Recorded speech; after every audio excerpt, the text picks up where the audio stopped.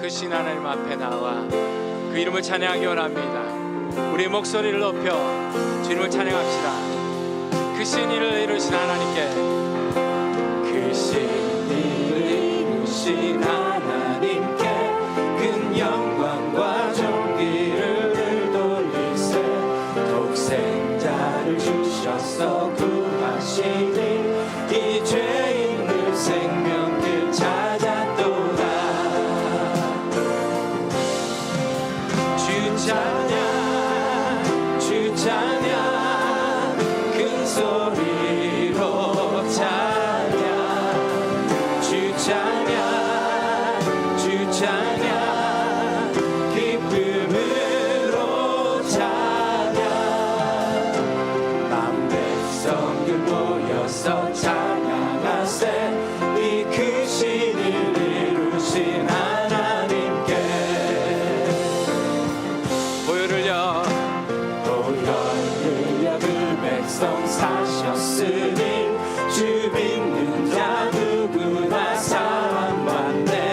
주 사랑이 널 용서하시리니 이 완전한 구원에 참여하라. 주 찬양, 주 찬양, 큰 소리로 찬양. 주 찬양, 주 찬양, 기쁨으로 찬양. 만 백성들 모여서 찬양하세. 이 크신 일 이루신 하나님께. 놀라워라, 놀라워라, 주께서 이루시니 큰 영광과 존귀를 돌리세. 주 예수님 우리를 살리시사 이 즐거운 나 증량 못하리라. 주 찬양, 주 찬양, 주 찬양, 큰 소리로 찬양. 주 찬양, 주 찬양, 기쁨으로 찬양. 주 찬양, 주 찬양, 큰 소리로 찬양. 주 찬양, 주 찬양, 기쁨으로 찬양. 만 백성들 모여서 찬양하세. 이 크신 일 이루신 하나님께. 영광, 영광, 영광, 영광, 영광, 영광, 영광 우리 주 하나님께. 영광, 영광, 영광, 영광, 영광 왕 되신 하나님께. 영광, 영광, 영광, 영광, 영광 우리 주 하나님께. 영광, 영광, 영광, 영광, 영광 왕 되신 하나님께. 주 찬양, 주 찬양, 주 찬양, 큰 소리로 찬양. 주 찬양, 주 찬양, 기쁨으로 찬양. 주 찬양, 주 찬양, 큰 소리로 찬양. 주 찬양, 주 찬양, 기쁨으로 찬양. 주 찬양, 주 찬양, 큰 소리로 찬양. 주 찬양, 주 찬양, 기쁨으로 찬양. 만 백성들 모여서 찬양하세. 이 크신 일 이루신 하나님께. 하신 주님을 찬양합니다.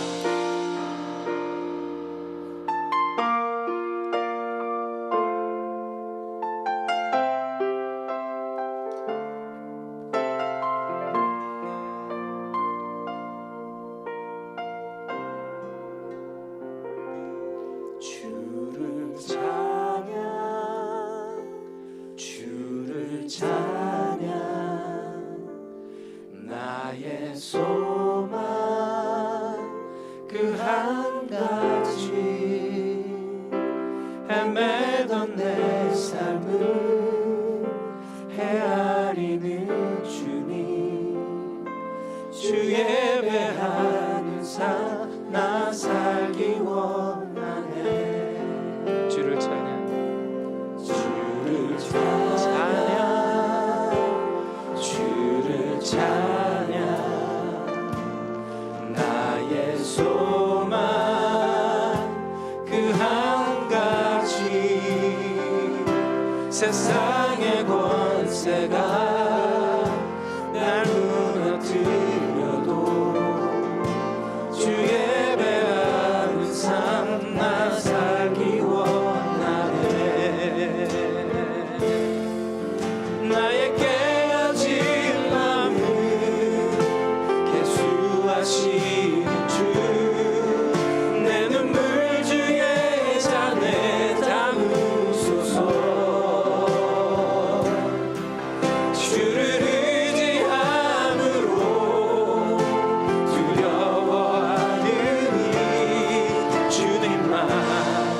주님만 찬양합니다.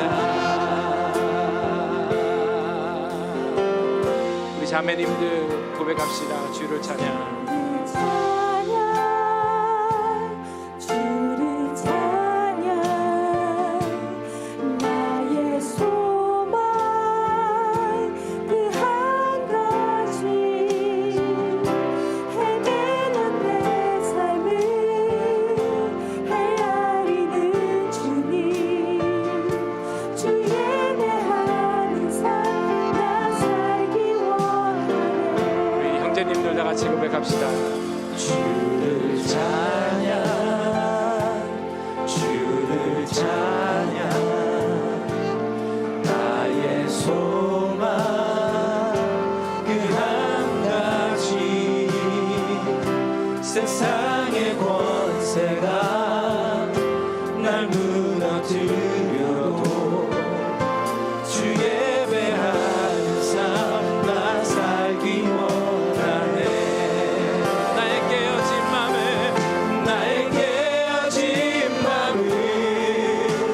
예수하시는 주, 내 눈물 주의 잔에 담으소서. 주를 의지함으로 두려워하느니 주님만 찬양하니. 나의 깨어진 맘을 예수하시는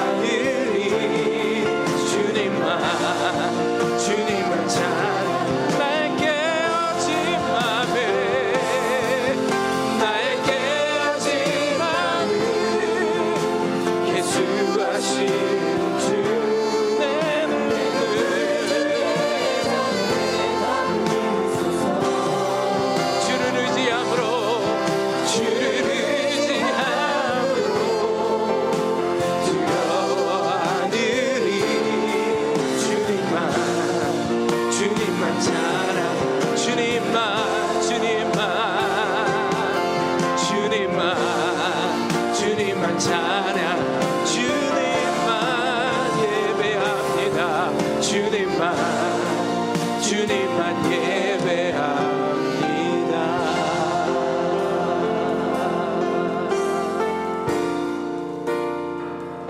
내 하나님 서신 발 앞에 무릎 꿇고 경배하리니 큰 권능과 영광이 가득한 내 아버지 계신 이곳 오 하나님 그 빛난 얼굴 배우며 두 손 들고 나아가리 찬송과 존귀와 영광과 능력을 그 하늘 보좌 위에 주님께 내 하나님 서신 발 앞에 무릎 꿇고 경배하리 큰 권능과 영광이 가득한 내 아버지 계신 이곳 하나님의 그 크신 사랑이 우리 죄를 사하셨네. 어린 양의 보혈의 은혜로 나 담대히 나가리. 오 하나님 그 빛난 얼굴 배우며 두 손 들고 나아가리 찬송과 존귀와 영광과 능력을 그 하늘 보좌 위에 주님 오 하나님 그 빛난 얼굴 배우며 주님 우리의 두 손을 들고 하나님 앞에 나가 오늘도 우리와 함께 계신 하나님 오늘도 우리 위에 시간대가 되시며 우리의 삶을 주관하시는 그 하나님을 찬양합니다. 영광과 능력을 그 하늘 보좌 위에 오 하나님 그 빛난 얼굴을 배우며 하나님 우리의 두 손을 들고 우리와 함께 계신 하나님을 향하여 나아갑니다. 오늘도 예배 주신 되신 찬양합니다. 그 영광을 찬양합니다. 찬양을 받으시고 하나님 앞에 모든 영광과 존귀를 드립니다. 그 하늘 보좌 위에 찬송과 존귀와 찬송과 존귀와 영광과 능력을 그 하늘 보좌 위에 주님께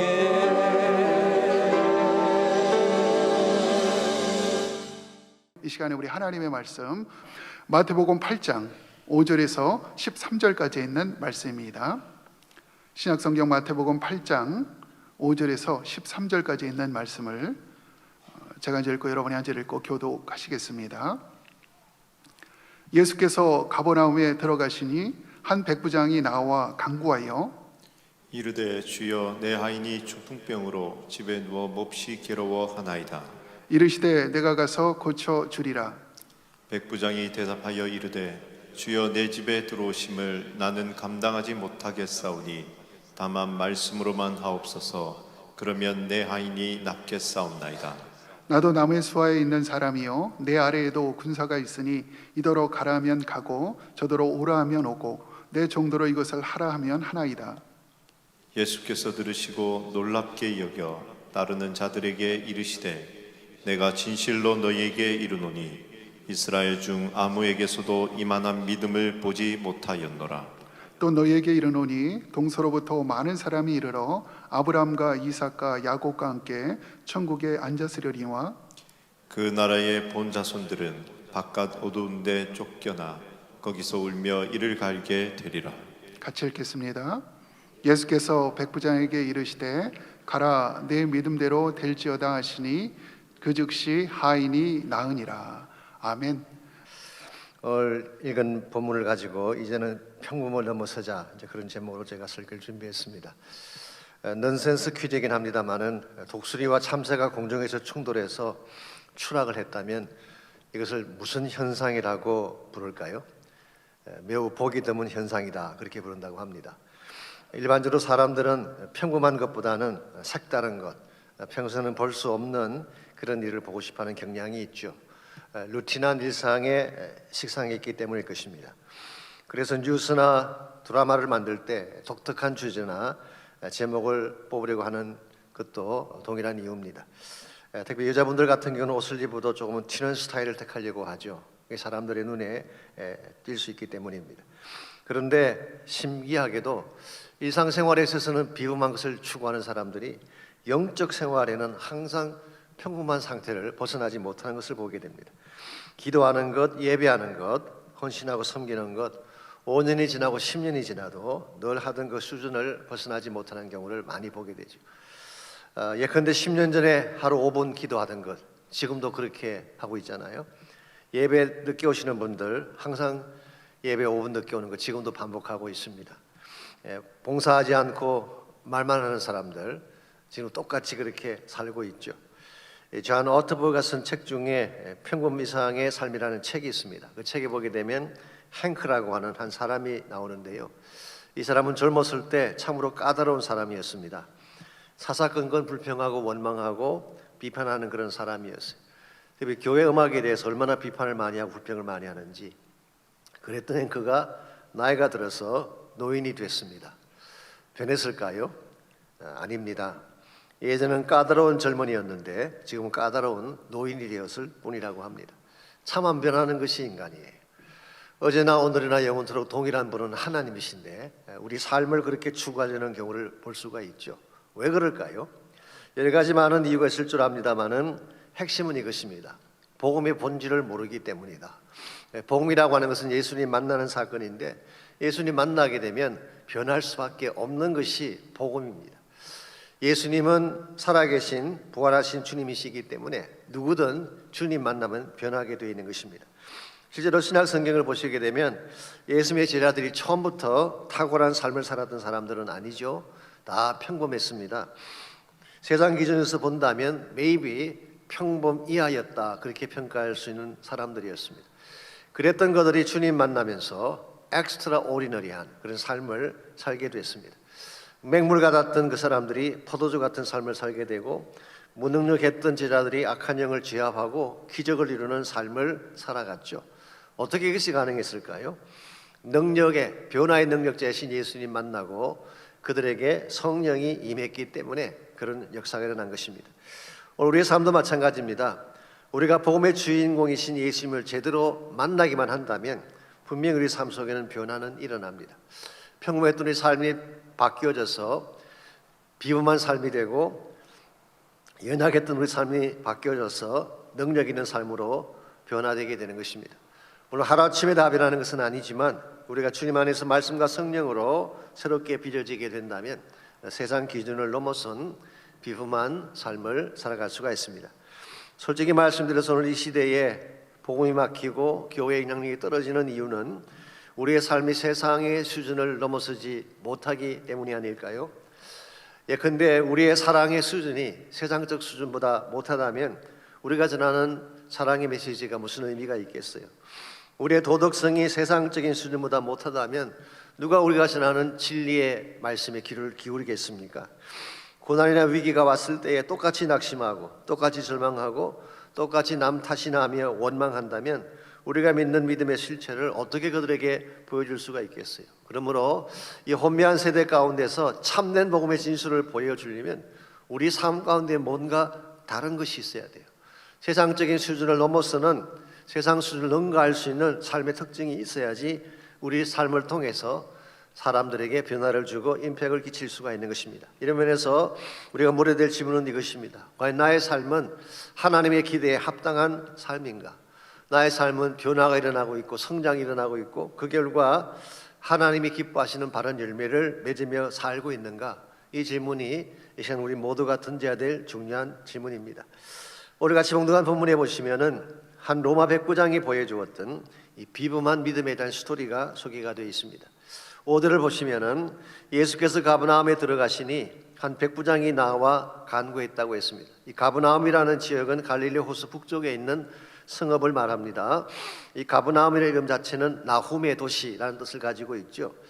그래서 어떤 성경학자들은 선지자 나훔과 연결시키기도 하지만 실제로 나훔 선지자하고는 아무 상관이 없습니다.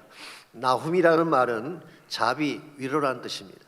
직역을 하면은 The City of Comfort, 위로의 도시, 자비의 도시 그렇게 번역할 수 있는 지역이죠. 그곳에 가시게 되면 유대인 회당이 있습니다. 그리고 베드로 장모의 집도 그곳에 있었어요. 그래서 성지순례를 가시면 지금도 그곳에 회당의 자리도 있고 기능회당도 세워진 것을 볼 수가 있습니다.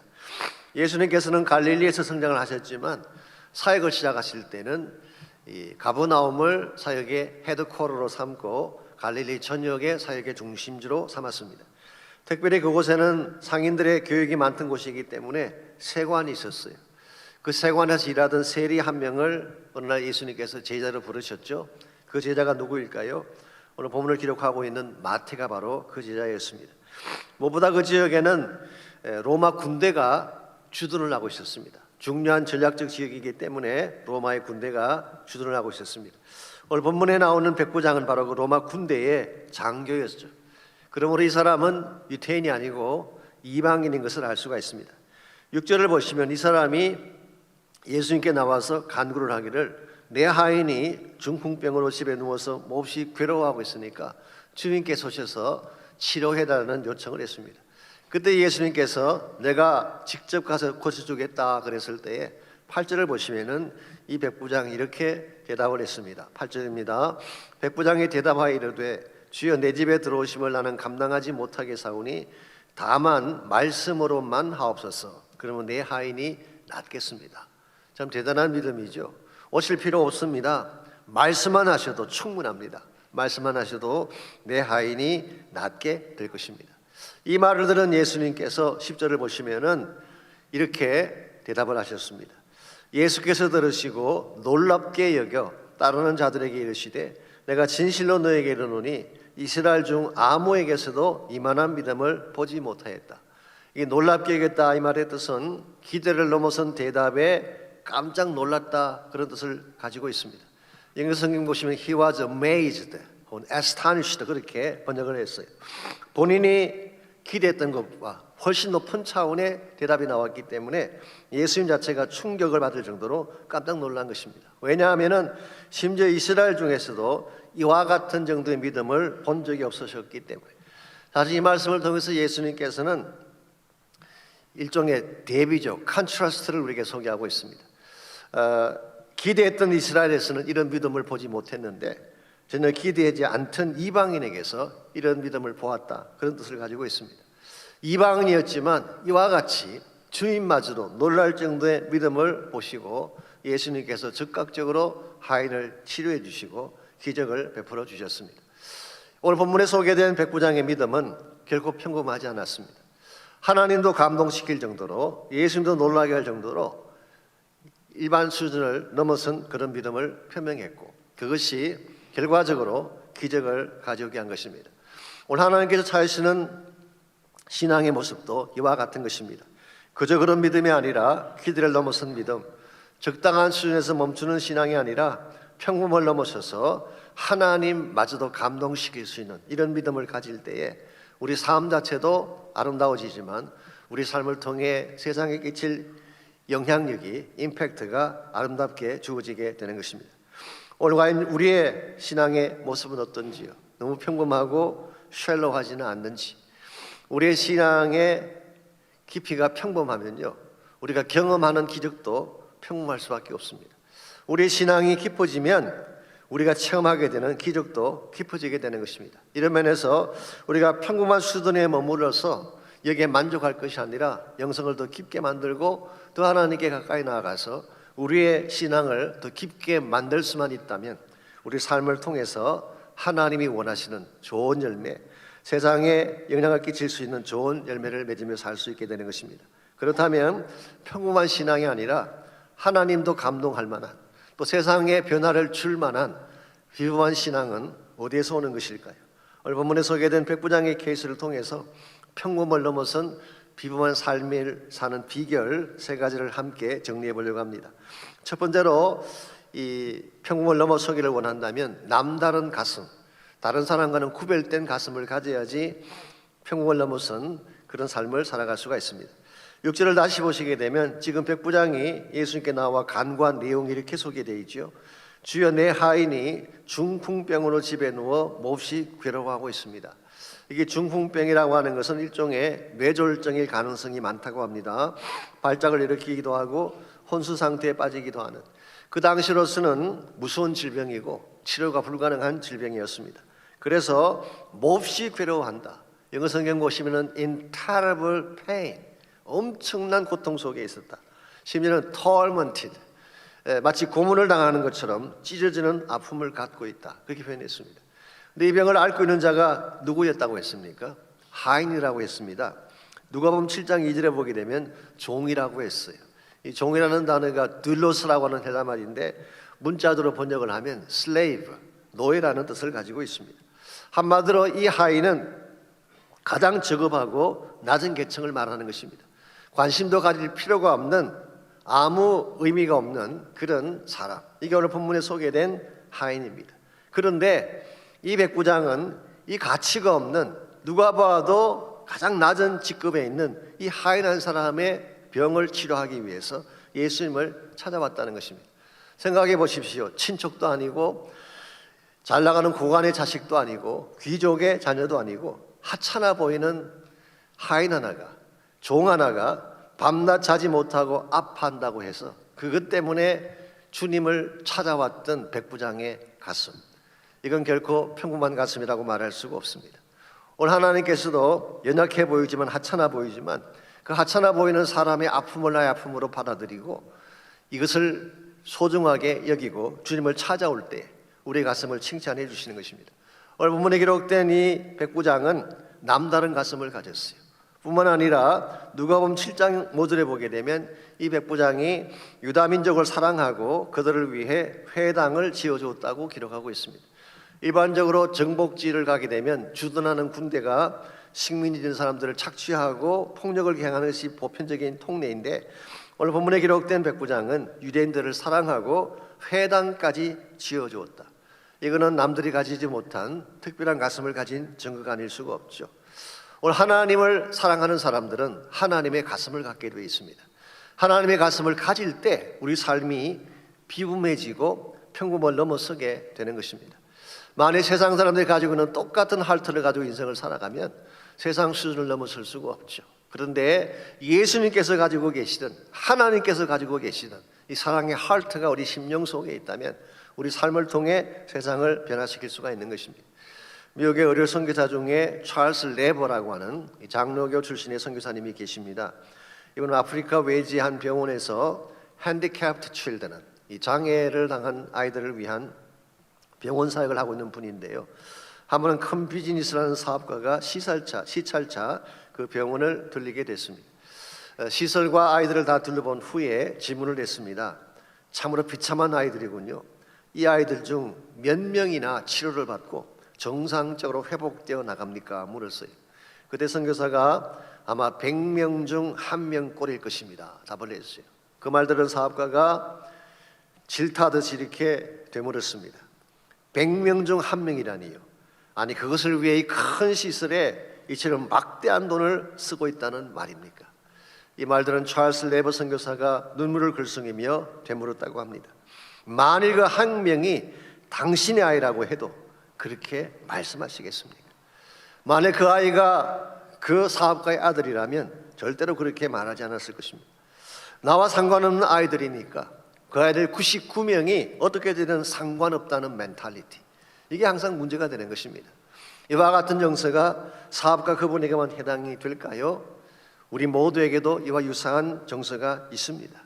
나의 아이만 괜찮다면 다른 아이들이 피를 토하고 죽어가도 상관하지 아니하고, 내 인생만 행복하다면 다른 자들이 고통 속에 처해도 케어하지 않는 이와 같은 멘탈리티를 넘어서지 아니하면 하나님이 기뻐하시는 건강한 삶을 살 수가 없다는 것입니다. 예수님 경우는 그렇지 않았어요. 예수님께서는 정말 누추하고 보잘것없는 죄인된 여러분과 저를 위해서 십자가를 지셨어요. 우리의 고통과 아픔을 그분은 자신의 고통으로 받아들이고 우리 대신 십자가에 처형당해 죽어주신 것입니다. 우리가 이 예수님 때문에 구원받고 이 예수님 사랑 때문에 여기까지 왔는데도 불구하고 우린 다른 사람들을 대할 때에 이런 하트를 갖지 않고 살아간다는 것입니다. 이게 항상 우리 인생의 문제가 되고 우리 삶의 열매가 맺어지지 않는 이유가 될 때가 많이 있습니다. 여러분 주변에 보시게 되면 하찮게 보이지만, 연약해 보이지만 소중한 분들이 많이 계세요. 주님의 관심사는 그들에게 있어요. 그들을 위해 기도하고 그들을 사랑하고 그들을 주님께로 인도할 때에 여러분의 삶은 평범한 수준을 넘어서서 비범한 인생이 되는 것입니다. 두 번째로 우리가 평범의 수준을 넘어서려면 남다른 확신을 가져야 됩니다. 남다른 하트도 필요하지만 남다른 믿음의 확신이 있을 때에 우리는 평범한 삶을 넘어서게 되는 것입니다. 8절을 다시 보시게 되면 백부장이 집 가져오실 필요가 없습니다. 말씀만 하십시오. 그래도 내 하인이 낫겠습니다. 그렇게 선포를 했죠. 근데 사실 이것은 아무나 할 수 있는 말이 아닙니다. 웬만한 사람 같았으면 직접 가서 만져주셔도 믿을까 말까 할 터인데 말씀만 하셔도 충분합니다. 말씀만 하셔도 치료될 줄 믿습니다 라고 고백한 이 사람의 마음속에는 남들이 가지지 못한 범상한 차원의 확신이 있었던 것이죠. 이 대목에서 많은 성경학자들이 이렇게 소개를 합니다. 아마도 이 사람의 마음속에는 예수님을 메시아로 인정하는 믿음이 있었던 것 같다. 이 메시아닉 성취에 대한 고백으로 본 것입니다.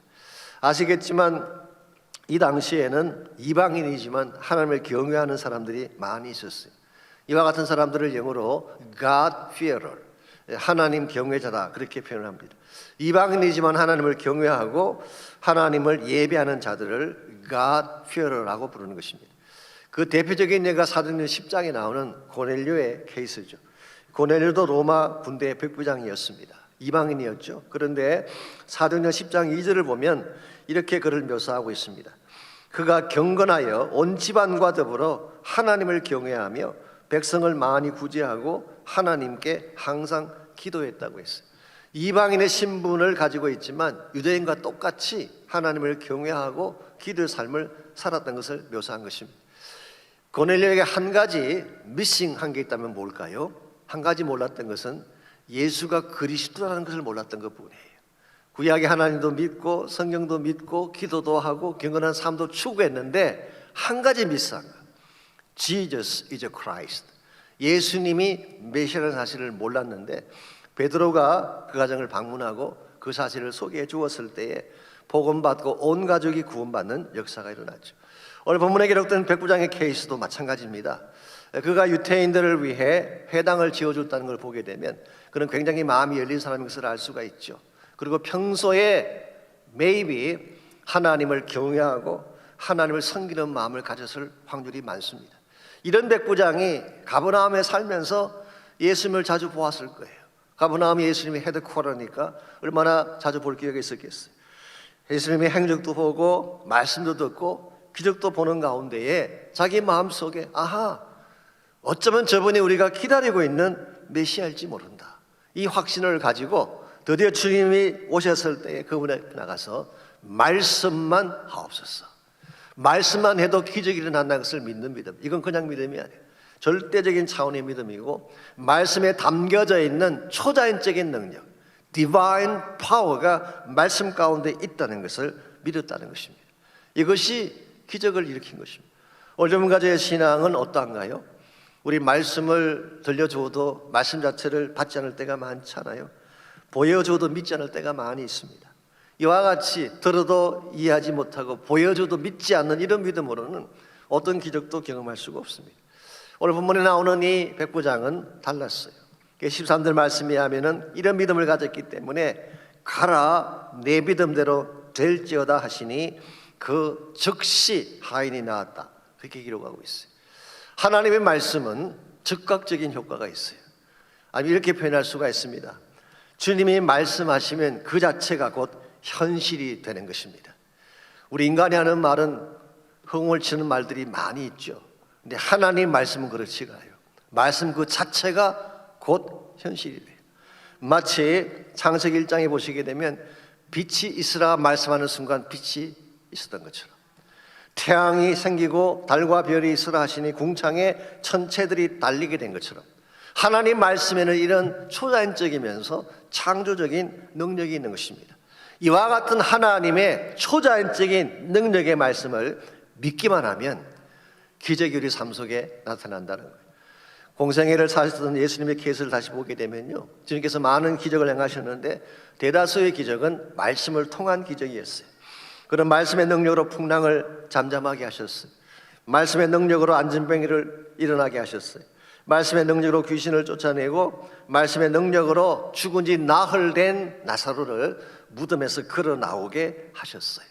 이와 같이 말씀 속에 담겨져 있는 초자연적인 디바인 파워를 인정하고 믿음으로 선포하게 되면 오늘 또 하나님은 우리 삶 속에 기적을 주신다는 것입니다. 오늘 여러분의 삶 속에 기적이 일어나지 아니하고 하나님 사이에 큰 사역들이 벌어지지 않는 근본 이유는 우리 마음속에 이 말씀에 대한 확신과 믿음이 부족하기 때문일 가능성이 많습니다. 여러분이 정말 믿고 기도하고 선포하면 하나님이 하신 그 말씀은 현실이 되고 기적이 되고 축복이 되는 거예요. 우리 중보기도 축제를 지금 모이고 있는데요, 중보기도 축제의 현장이 그런 자리입니다. 아마 참석하신 분들은 아시겠지만 이 중보기도 자리에는 기도에 대한 이론을 가르치고 하나님의 그 능력에 대한 신학적 교리를 가르치는 시간이 아닙니다. 실제로 기도하고 실제로 하나님의 능력을 체험하는 자리예요. 기도하면 역사가 일어납니다. 실제로 기도하면 기적이 일어나고 질병이 떠나가기 시작해요. 여러분과 저의 마음 가운데에 이 확신이 분명할 때에 무슨 문제를 당해도 이겨낼 수가 있고 극복할 수가 있는 것입니다.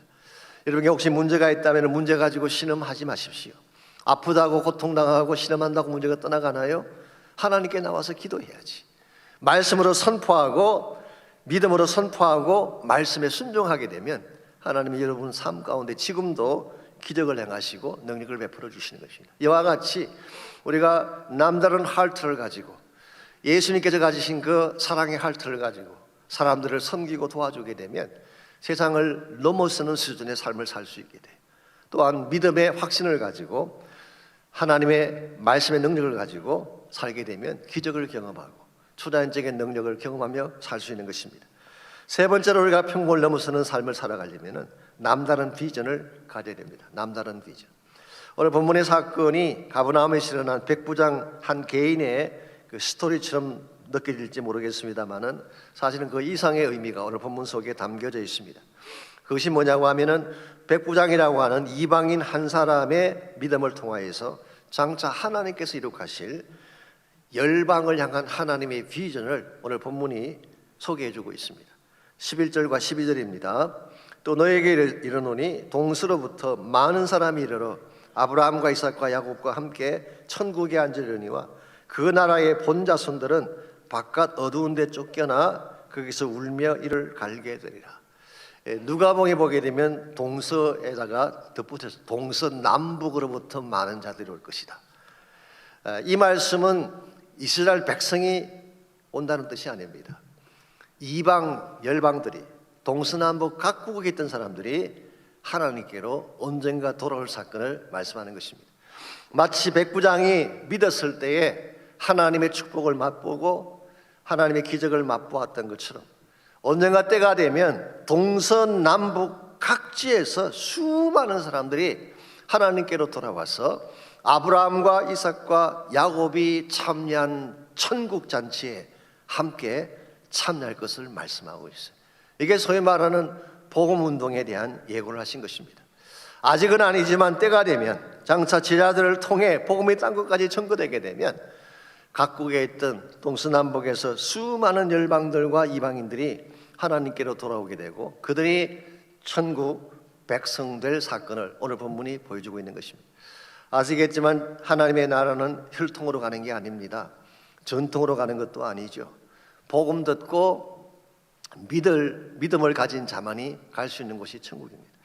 지금 이스라엘 백성의 문제가 뭔가? 유대인들의 문제가 자기들은 혈통적으로 이스라엘 자손이니까 당연히 천국 가지 않을까 생각했는데 오늘 12절에서 분명히 말씀하고 있죠. 본 자손들은, 즉 혈통상의 이스라엘 자손들은 바깥 어두운 데 쫓겨나서 이를 갈미 있으리라. 주님 분명하게 말씀하고 계세요. 이방인이냐 유태인냐가 중요한 것이 아니라 믿느냐 믿지 않느냐가 결정한다는 거예요. 이방인일지라도, 열국에 흩어지는 이방인일지라도 믿음을 갖게 되면 아브라함과 이삭과 야곱의 천국 잔치에 참여하는 자가 될 수가 있고, 아무리 이스라엘 백성이라도 믿지 않아 하면은 쫓겨나서 어두움 가운데 처하게 될 사실을 밝히고 있습니다. 그러므로 오늘날도 마찬가지입니다. 하나님을 믿는 자는 천국 가는 거예요. 믿지 않는 자는 죄송하지만 바깥 어두움 가운데 떨어져서 이를 갈 수밖에 없습니다. 그렇다면 우리가 해야 될 사명이 뭘까요? 동서남북 각지에서 구원받는 자가 주께로 돌아오려면 우리가 동서남북으로 흩어져 나가야 되는 것입니다. 복음 들고 나가서 그들에게 복음을 전할 때에 하나님은 우리를 통해서 그들을 다시 하나님의 친백성으로 삼아주시고 하나님 앞으로 돌아오는 역사가 일어나는 것입니다. 이것을 위해 오늘 본문에서 예수님은 백부장을 만나 주셨고 백부장에게 기적을 베푸신 것입니다. 동일한 축복을 여러분과 저에게도 이미 주셨어요. 예수님은 여러분과 저에게 구원의 축복을 주셨잖아요. 그리고 세상이 경험할 수 없는 수많은 은혜와 능력을 우리에게 베풀어 주셨어요. 그런데 만일 우리가 구원받았다는 사실만으로 만족하고 내가 하나님께서 주신 축복을 누린다는 것만으로 만족하고 가만히 머물게 된다면 우리는 참된 차원의 비전을 이루는 자로 살 수는 없어요. 사실 여러분, 이 세상에 사는 사람들도 나름대로 꿈과 비전을 가지고 살아가고 있어요. 학교 가서 공부하는 학생들이 꿈을 갖고 공부하잖아요. 사업을 하시는 분들이 꿈을 가지고 돈도 벌고 사업을 위해 열심히 뛰고 있잖아요. 이 세상 사람들이 가지고 있는 꿈과 우리의 꿈은 달라야 돼요. 그래야지 우리의 꿈이 하나님을 기쁘시게 하는 꿈이 될 수가 있는 것입니다. 여러분과 저의 꿈은 잠깐 있다 없어지는 세상의 성공이 아니라 하나님 나라가 꿈이 되어야 됩니다. 우리의 비전은 이 땅에서 영광받고 이 땅에서 누리는 삶이 아니라 하나님께 칭찬받고 하나님의 소원을 이루어내는 삶이 되어야 됩니다. 이 땅 가운데 사는 대다수의 사람들의 꿈은 물질적인 부에 맞춰져 있지만 우리 꿈의 방향은 달라야 돼요. 사람입니다. 영혼입니다. 생명입니다.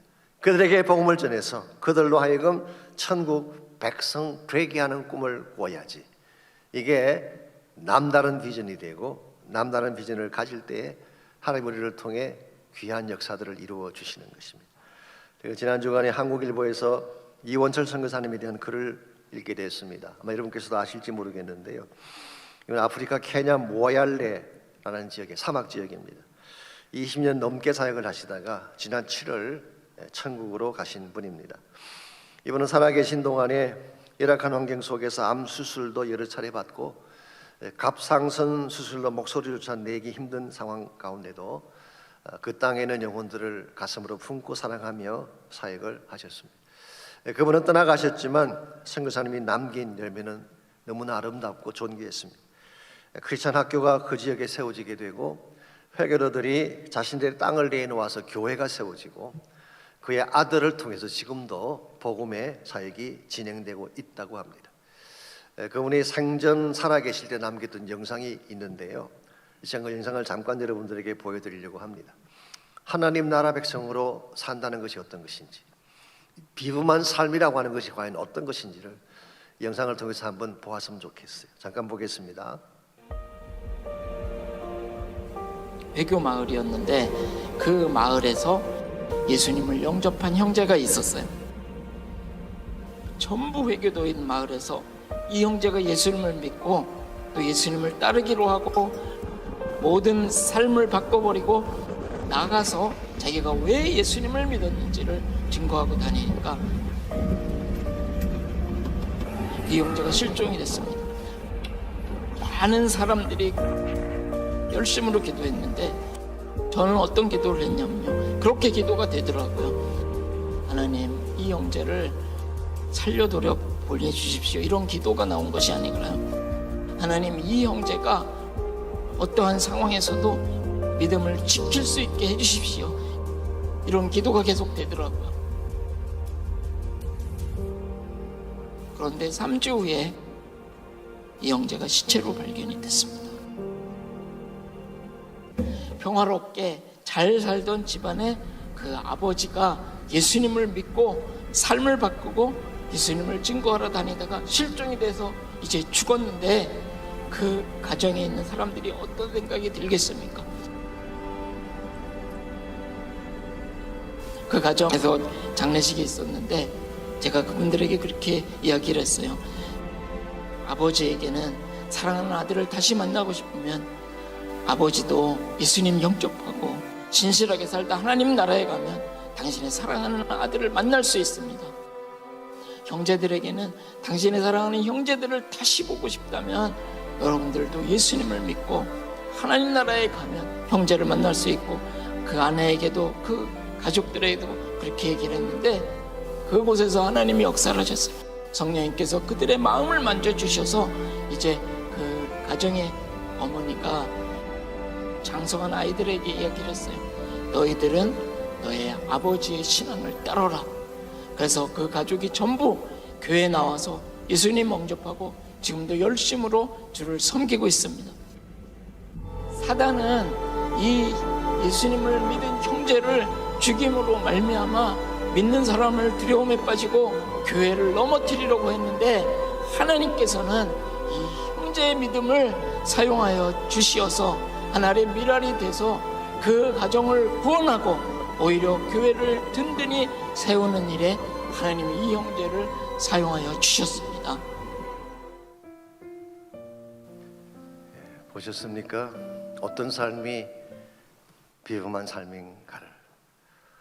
우리가 지금까지 알고 있던 인생의 추구와 좀 다른 면이 있지 않습니까? 그 척박한 회교 지역에서 죽음마저도 두려워하지 않고 신앙을 지켰던 형제의 삶. It's extraordinary life. 아들의 죽음에 대해 실망할 법한 그 가족들이 오히려 예수님 믿고 온 가족이 하나님께로 돌아오고 하나님의 성리를 이끌어낸 삶. It's extraordinary. 그 약간 지역에 들어가서 일평생 동안 아무 가치가 없어 보이는 그 영혼들을 가슴에 안고 일평생 사역하다가 세상을 떠난 우리 선교사님의 삶. That's extraordinary. 우리가 흉내낼 수 없는 삶이죠. 우리 세상적인 시각으로 본다면 이 선교사님의 삶은 초라하다고 할지 모르겠어요. 미약하고 누추하다고 표현할지 모르겠습니다. 왜냐하니까 그 척박한 땅에서 말라리아로 세상을 떠나셨기 때문입니다. 하나님의 시각은 다르다고 생각합니다. 영원한 가치를 위해 살아갔기 때문에, 참된 비전을 위해 살아갔기 때문에, 심지어 그 땅에 살고 있는 회교도들까지도 이 선교사님의 죽음 앞에 함께 울며 통곡했다는 사실을 볼 때 그분이 남긴 열매가 얼마나 위대한지를 알 수 있을 것입니다. 저는 분명히 믿습니다. 하늘의 상이 클 거예요. 하나님이 그를 기뻐하실 거예요. 그는 떠나갔지만 그가 남긴 열매는 창대한 열매가 되고 아프리카 땅, 케냐 땅, 온 세계 열방 가운데에 하나님의 비전을 심는 아름답고 존귀한 삶이라고 저는 분명히 믿습니다. 이런 삶이 우리에게 필요하지 않을까요? 이런 비전이 우리에게 필요하지 않을까요? 물론 우리의 힘으로는 되지 않습니다. 나의 노력만으로는 이런 삶 살아낼 수가 없어요. 그런데 만일 말씀 받고 성령 받고 전능하신 하나님이 나의 하나님이 되신다면 We can make it. 이런 삶 살아낼 수가 있어요. 여러분, 나에게 주어진 삶을 그저 그런 삶으로 치부하지 마시고 이제는 나를 엑스트라 오디너리한 인생이 되게 하신 예수님 안에서 그분이 기대하시는 거룩한 삶을 위해 나갈 수 있도록 결단하고 헌신하면 좋겠어요. 함께 기도할 때에 하나님 나에게 이와 같은 믿음을 주십시오. 이와 같은 모든 환경을 넘어서고 조건을 넘어서고 척박한 모든 여건들을 넘어설 수 있는 믿음을 나에게 주셔서 마지막 시대의 믿음을 가지고 참 하나님을 바르게 전가할 수 있는 나의 삶이 있게 해달라고 기도하시기 바랍니다. 전능하신 나의 주 하나님은 능치 못하실 일 전혀 없네. 우리의 모든 간구도 우리의 모든 생각도 우리의 모든 끈과 모든 소망도 다시 한번 고백합니다. 전능하신 나의 주 하나님은 우리 다 일어나서 찬양할까요?